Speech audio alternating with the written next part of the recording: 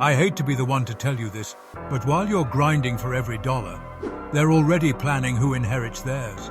They said he was reckless. 29, no degree, no plan. But what they didn't see was the strategy.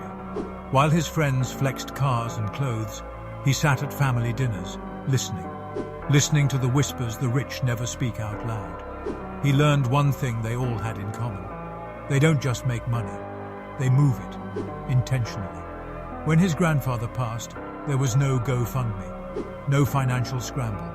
There was a plan, a precise transfer of wealth from one generation to the next, tax optimized, legally protected, and built to grow.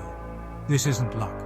This is wealth distribution, the process of preserving and passing assets in a way that protects your legacy, minimizes taxes, and multiplies the impact of every dollar.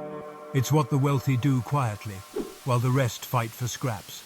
And if you're still ignoring this, you're not just losing money. You're losing time, control, and your family's future. Follow for more. Your future self will thank you.